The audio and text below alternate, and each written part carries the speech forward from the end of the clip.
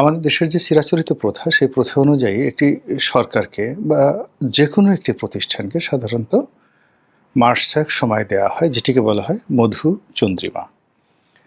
তো সেই দিক থেকে সরকারের এই ১ম ৬ মাস, এটিকে যদি আপনি মধুচন্দ্রিমা ধরেন, এই মধুচন্দ্রিমার সময় পার হয়ে গেছে।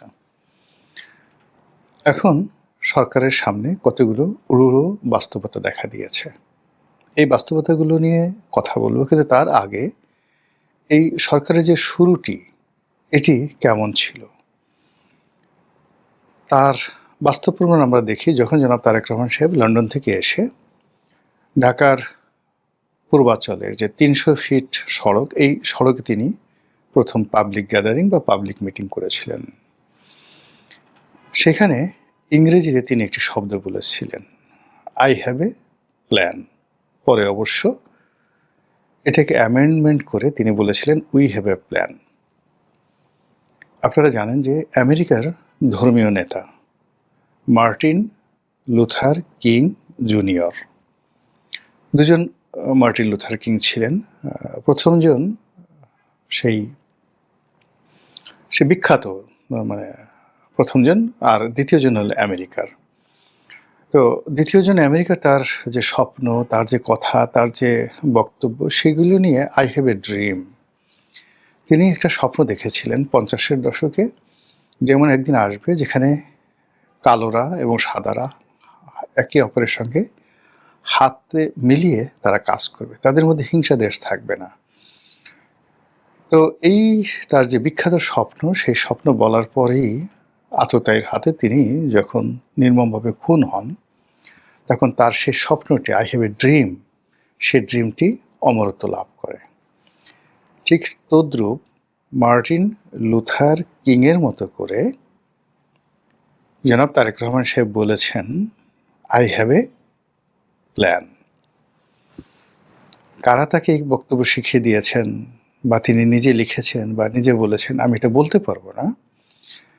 তবে মার্টিন লুথার কিংয়ের যদি পরিণতি আপনি চিন্তা করেন, তাহলে তার যে ড্রিমটি, এই ড্রিমটি আমেরিকান সমাজ গ্রহণ করতে পারেনি, এবং তারা, অর্থাৎ আমেরিকান সমাজ, মার্টিন লুথার কিংকে মেরে ফেলেছে। কাজেই একজন মৃত ব্যক্তি, যিনি কিনা তার স্বপ্নের জন্য মারা গিয়েছেন, তার এক্সপেকটেশনের জন্য মারা গিয়েছেন, তার প্ল্যানের জন্য মারা গিয়েছেন, তার সেই বক্তব্যটি একজন পলিটিক্যাল লিডার বাংলাদেশে এসে বলেছেন। তো কাজে তার সেই স্বপ্নটিকে যদি অমরত্ব দিতে হয় বা তার প্ল্যানটিকে যদি অমরত্ব দিতে হয়, তাহলে তো মার্টিন লুথার কিংয়ের পরিণতি তাকে ভোগ করতে হবে। এই যে সহজ সরল সমীকরণটি বা ইতিহাসটি তারেক রহমান সাহেবের কাছে কেন বলেনি লোকজন, বা কেন উনি এই ইতিহাসটি জানেননি? তিনি যদি নেলসন ম্যান্ডেলার কোনো শব্দকে ন্যারেট করতেন, তিনি যদি রোনাল্ড রিগানের কোনো শব্দকে ন্যারেট করতেন, ওটা আরও বেশি, মানে যাকে বলে, বাস্তবতা পেত। তিনি যদি মার্কাস আর্লিয়াস, জুলিয়াস সিজার, ওনাদের কোনো বক্তব্যকে করতেন, যারা মানে তাদের রাজনৈতিক যে পরিকল্পনাগুলো, সেই পরিকল্পনাগুলো তারা বাস্তবায়ন করে যেতে পেরেছিলেন। কোনো স্বপ্ন তারা কাউকে দেখাননি ডক্টর মোহাম্মদ ইউনূসের মতো, আর সেই স্বপ্নর কথা বলার কারণে তাদের মরতে হয়নি। তো এইরকম যারা সফল মানুষ, যারা তাদের প্ল্যানকে বাস্তবায়ন করে গেছেন টু দি পয়েন্টে, তো সেরকম স্বপ্ন জাতিকে না দেখিয়ে তিনি যখন বললেন আই হ্যাভ এ প্ল্যান, এখন এই ৬ মাসে আমরা তার সেই প্ল্যানগুলো কি দেখলাম, প্ল্যানগুলোর অবস্থা কি?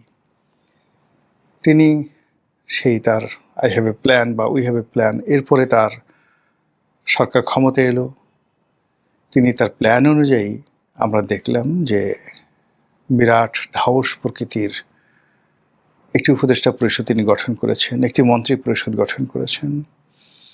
তার আপনজন, বিশ্বাসজন, প্রিয় ভাজন, তিনি কাউকে বঞ্চিত করেননি। এবং যাকে বলা হয় রাষ্ট্রীয় পদ পদবি দিয়ে মানুষকে খুশি করার, সুখী করার যদি কোনো প্ল্যান কারো থাকে, গত ১০০ বছরে এশিয়ার সাবকন্টিনেন্টে তারেক রহমান সাহেবের মতো এরকম সফল কেউ নন। তিনি তার ঘরের ঝাড়ুধার থেকে শুরু করে মুচি, তার ড্রাইভার, তার পিয়ন, তার আড্ডালি, তার বন্ধু, তার আত্মীয়, তার স্বজন, তার শুভানুদ্দাহী, তার সঙ্গে যারা কথা বলেছেন, এমন কোনো মানুষ নেই যে গত 6 মাসে তার আপনজনদেরকে তিনি মানে এই রাষ্ট্রীয় কর্মে একীভূত না করেছেন। সবাইকে করেছেন। অনেকে অখুশি, দলের যারা সিনিয়র নেতৃবৃন্দ রয়েছেন তারা অনেকে অখুশি, কিন্তু খুশির পরিমাণ বেশি। তার দলের যারা লোকজন আছে সবাইকে তিনি সেই বিভিন্ন কর্পোরেশনে নিয়োগ দিয়েছেন, বিভিন্ন সিটি কর্পোরেশনের প্রশাসক হিসেবে নিয়োগ দিয়েছেন, তারপরে বিদেশের রাষ্ট্রদূত হিসেবে নিয়োগ দিয়েছেন, প্রেস সেক্রেটারি হিসেবে, প্রেস সচিব হিসেবে, প্রেস মিনিস্টার রূপে, মানে এ যাবৎকালে যে কত হাজার বিএনপি নেতাকর্মীদেরকে বিভিন্ন পলিটিক্যাল পোস্টে দেশে দেশের বাইরে নিয়োগ দিয়েছেন তার কোনো ইয়াত্তা নেই। ইফ ইট ইজ প্ল্যান, এটা যদি তারেক রহমান সাহেবের প্ল্যান হয় তাহলে আমি বলবো তাকে 100-তে 100 নম্বর দেওয়া যাবে। এরকম কাজ তার আব্বাও করতে পারেনি, তার মাও করতে পারেননি, শেখ হাসিনাও করতে পারেনি। তিনি সবাইকে, তার সঙ্গে ধরেন যাদের বন্ধুত্ব ছিল, তার সঙ্গে যার বিশ্বাসযোগ্য সম্পর্ক ছিল, এমনকি দলের বাইরে যে সমস্ত লোকজন ছিল, অন্য দল থেকে এনেছেন, মোরালেস সবার সঙ্গে তিনি কথা রেখেছেন, কমিটমেন্ট রেখেছেন এবং সবাইকে একটা সুযোগ করে দিয়েছেন কাজ করার জন্য। তো এটা যদি প্ল্যান হয়, সেই প্ল্যান তিনি বাস্তবায়ন করেছেন। 2 নম্বরে যেটা আছে সেটি হলো এই তার প্ল্যান বাস্তবায়ন পর তিনি যাদেরকে সুযোগ দিয়েছেন তারা কি ঠিকমতো পারফর্ম করছেন? এটা খুব দুঃখজনক। কেউ পারফর্ম করেননি। সবাই একটা বিরাট অংশ তার সঙ্গে মুনাফিকি করেছেন। অনেকে আকণ্ঠ দুর্নীতিতে নিমজ্জিত হয়ে গেছেন, অনেকে জনরোষের শিকার হয়েছেন, অনেকে কর্মক্ষেত্রে ব্যর্থতার পরিচয় দিয়েছেন এবং এই কথাগুলো চমৎকারভাবে তার দলের মহাসচিব জনাব মির্জা ফখরুল ইসলাম আলমগীর বলেছেন যে এখানে আসলে অনুকরণ করার মতো যদি কিছু থেকে থাকে বা কেউ থাকে সেটা কেবলমাত্র প্রধানমন্ত্রী। বাকি আমরা যারা আছি আমরা কেউ ব্যতিক্রমধর্মী কিছু দেখাতে পারিনি, বরং আমাদের অনেকের বিরুদ্ধে অনেক দুর্নীতির অভিযোগ এসেছে এবং এই সকল দুর্নীতির মান, এই সকল দুর্নীতির যে প্রকৃতি, এটা এত নিম্নমানের এবং এতটা জঘন্য যেটি বলার মতো নয়। এবং এই 6 মাসের মধ্যে যে কথাগুলো একেবারে কেউ কখনো কল্পনা করেনি, এটা আউট অফ প্ল্যান, এটা তারেক রহমান সাহেবের এই প্ল্যানের মধ্যে এটা ছিল না। সেটি হলো এই অল্প সময়ের মধ্যেই বিরোধী দল তাকে টেনে হিঁচড়ে ক্ষমতা থেকে নামাতে চাইবে, তার বিরুদ্ধে আর একটা গণ অভ্যুত্থান করতে চাইবে, রাজপথে ছাত্র শিবির ছাত্রদল মারামারি করবে,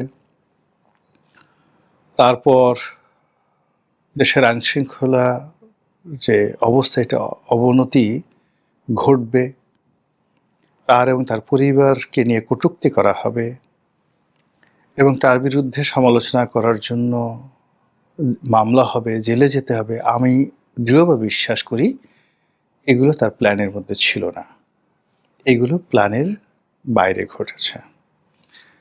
ফলে কি হলো, তার যে নিজস্ব প্ল্যান আছে সেই প্ল্যান এবং প্ল্যানের বাইরে যা কিছু ঘটছে এই দুয়ে মিলে সরকারের সমস্ত কর্মকাণ্ডে স্থবিরতা তৈরি করে ফেলেছে। তিনি নিঃসন্দেহে প্ল্যান করেননি যে শেখ হাসিনা ডিসেম্বর মাসে 2026 সালে ডিসেম্বর মাসে বাংলাদেশে ফিরে আসতে চাইবে। তিনি অবশ্যই তার প্ল্যানের মধ্যে এটা অন্তর্ভুক্ত করেননি যে এত দ্রুত 6 মাসের মাথায় গিয়ে তার মন্ত্রী পরিষদের একটা বিরাট অংশকে তাকে বাদ দিতে হবে। এরা অনেকে ক্যান্সারের মতো হয়ে গেছে, এদেরকে যদি তিনি কন্টিনিউ করেন তাহলে তার ইমেজ থাকবে না। আবার তিনি যদি তাদেরকে বাদ না দেন তাহলেও তার সরকারের কাজের গতি আসবে না। এটা তার প্ল্যানের মধ্যে ছিল না। তিনি হয়তো চিন্তা করেছেন যে তিনি কাজের একটা মূল্যায়ন করবেন, অনেককে শাসন করবেন, অনেককে সতর্ক করবেন। কিন্তু মানে অবশ্যই হলে কি দালালি, টাউটারি, বাটপারি এমন পর্যায়ে যে স্বয়ং প্রধানমন্ত্রী মঞ্চে থেকে প্রধানমন্ত্রী তার মন্ত্রীদেরকে তিনি বলতে বাধ্য হচ্ছেন যে, "আপনার আমার সঙ্গে যে প্রাইভেট কথাটা হয়েছে এটা এখানে বলবেন না। আপনার তেল দেওয়ার দরকার নাই।" তিনি স্লোগান বন্ধ করার জন্য তার দলের লোকজনদেরকে বলছেন, "তোমরা যদি আবার স্লোগান দাও তাহলে তোমরা গুপ্ত।" এই জিনিসগুলো তার প্ল্যানের মধ্যে অবশ্যই ছিল না। এখন এই যে তার সরকারের যে ৬টি মাস চলে গেল, হানিমুন পিরিয়ড চলে গেল। এই হানিমুন পিরিয়ডে আমরা যে জিনিসটা দেখলাম যে সরকারের মধ্যে খুব পাওয়ারফুল হয়ে পড়েছে, অতিমাত্রা আনটাচেবল। এরকম অন্ততপক্ষে ১ ডজন মন্ত্রী, এমপি, উপদেষ্টা আছেন, যাদের সংখ্যা কম করলে ১২ জন। কেউ তাদেরকে একটা টাস্ক করবে, তাদেরকে একটা কথা বলবে, এটা কেউ কল্পনা করতে পারছে না। আমরা দেখতে পাচ্ছি যে প্রধানমন্ত্রী এবং তার পরিবারকে গণতান্ত্রিক রীতিনীতির বাইরে গিয়ে তাকে একজন সুপারম্যান বানানো, তাকে একজন অলি আল্লাহ বানানো, গাউস কুতুব বানানো, এমনকি শেখ হাসিনার চাইতে তাকে পাওয়ারফুল বানানোর জন্য তার দলের মধ্যে এক শ্রেণীর লোক রীতিমতো চক্রান্ত শুরু করেছে এবং এতে করে তার যে সর্বনাশ হয়েছে সেই সর্বনাশ থেকে বের হওয়ার মতো কোনো প্ল্যান এখনো পর্যন্ত তিনি পেশ করেননি। তো আই হ্যাভ এ প্ল্যান একটা সিঙ্গেল, এটা হলো সিঙ্গুলার নাম্বার। এখন সেই সিঙ্গুলার নাম্বারের যে প্ল্যান সেটা হতে পারে যে তিনি দেশের কল্যাণ করতে চান, দেশের উপকার করতে চান, তার দেশপ্রেমে উদ্বুদ্ধ এবং সেটার সাবসেকশনে গিয়ে এ বি সি ডি আরও অনেক কিছু হতে পারে। কিন্তু গত ৬ মাসে এমন কতগুলো সমস্যা তৈরি হয়েছে যেগুলো তার প্ল্যানের মধ্যে ছিল না। ডক্টর ইউনূসকে নিয়ে যে সমস্যা তৈরি হয়েছে, ভারতের সঙ্গে যে সমস্যা তৈরি হয়েছে, পাকিস্তানের সঙ্গে যে সমস্যা তৈরি হয়েছে, চীনের সঙ্গে সমস্যা, এমনকি আমেরিকার সঙ্গে সমস্যা, এই সমস্যাগুলো তার প্ল্যানের মধ্যে ছিল না। এইগুলোকে নিয়ে এখন তার নতুন প্ল্যান করতে হবে। তিনি অনেককে রিক্রুট করেছেন স্নেহের বশে, ভালোবেসে, আবেগের বশে। কিন্তু এই রিক্রুটমেন্টগুলো, সেই রিক্রুটমেন্টগুলো ভালো হয়নি এবং সেই লোকগুলো আসলে প্রধানমন্ত্রীর ইমেজ রক্ষা হবে, বিএনপির উপকার হবে, দেশের উপকার হবে, সরকারের উপকার হবে, এইরকম ঠিক জনকল্যাণমূলক কোনো কাজ, এরকম জনকল্যাণমূলক কোনো পরিকল্পনা কিংবা জনতুষ্টিমূলক কোনো পরিকল্পনা কেউ করতে পারেনি। তার রিক্রুটকৃত যে সমস্ত লোকজন যাদেরকে তিনি রিক্রুট করেছেন প্রায় সবাই ইমেজ হারিয়ে ফেলেছেন। অনেককে দেখলে মানুষ ভুয়া ভুয়া স্লোগান দেয়, অনেককে দেখলে মানুষ রাগ হয়ে যায় এবং অনেককে বিভিন্নভাবে লাঞ্ছিত করার জন্য মানুষ ওত পেতে বসে আছে। কাজী এ সকল বিষয় অর্থাৎ তিনি যে রিক্রুটমেন্টগুলো করেছেন এখানে তার যে প্ল্যান ছিল, এটা যদি আপনি প্ল্যান এ ধরেন, খুব ইমিডিয়েটলি তাকে যদি সার্ভাইভ করতে হয় তাহলে তার প্ল্যান বি লাগবে। উইদাউট বি ছাড়া তিনি সাস্টেন করতে পারবেন না। তিনি বিভিন্ন সময় সমাজের বিভিন্ন শ্রেণী পেশা থেকে অনেককে তিনি ডেকেছেন, অনেকের সঙ্গে কথা বলেছেন। প্রফেসর আব্দুল আবু সাইদ, প্রথম আলো সম্পাদক, নুরুল কবির সাহেব, তারপর মাহফুজ আনাম সাহেব থেকে শুরু করে আর অনেকে, কেউ তার সঙ্গে দেখা করেছেন, কেউ তার সঙ্গে দুপুরের খাবার খেয়েছেন, কেউ তার সঙ্গে টেলিফোনে কথা বলেছেন। কিন্তু এই মানুষগুলো এই প্রধানমন্ত্রীর সঙ্গে যে সম্পর্কের কারণে তারা কেউ সমাজে এখন সম্মানিত নন। পুরো সমাজ তাদেরকে টিটকারি করছে, ঠাট্টা করছে, আরে আরে তোমরা তো এখন গেছিলা, বিভিন্ন রকম কথাবার্তা হচ্ছে। এটাও সম্ভবত তার প্ল্যানের মধ্যে ছিল না এবং এই প্ল্যানটা থেকে চেঞ্জ করতে হবে যে কেন একজন লোক প্রধানমন্ত্রীর সঙ্গে দেখা করলে তাকে নিয়ে লোকজন ট্রল করছে, কোনো একটা মানুষ প্রধানমন্ত্রীর পক্ষে কথা বলার সঙ্গে সঙ্গে লোকজন তাকে মাইনাসের খাতায় ফেলে দিচ্ছে। এটা কেন হচ্ছে? মাহমুদুর রহমান মান্নার মতো সর্বজন শ্রদ্ধেয় মানুষ, তিনি জেনুইনলি প্রধানমন্ত্রীর কতগুলো প্রশংসা তিনি করছিলেন, কিন্তু সেই প্রশংসা করার পরও দেখা গেল যে সামাজিক মাধ্যমে মাহমুদুর রহমান মান্না সাহেবকে নিয়ে যাচ্ছে তাই, আবার মন্ত্রী হওয়ার শখ, এত অপমান হয়েছে, মার খেয়েছো, তোমাকে মনোনয়ন দেওয়া হয়নি, নির্বাচনে দাঁড়াতে দেওয়া হয়নি, নির্বাচনের সময় ধাওয়া দিয়ে তোমাকে আঘাত করে পিটুনি দিয়ে তোমাকে তারপরে শেষে হাসপাতালে পাঠানো হয়েছে, তুমি অসুস্থ ছিলে, তারপর তোমার দালালি যাচ্ছে না, এর অর্ধেক দালালি যদি তুমি শেখ হাসিনার জন্য করতে তাহলে তুমি অনেক আগেই মন্ত্রী হতে পারতে। এই সমস্ত কথাবার্তা জনাব মাহমুদুর রহমান মান্নাকে শুনতে হচ্ছে।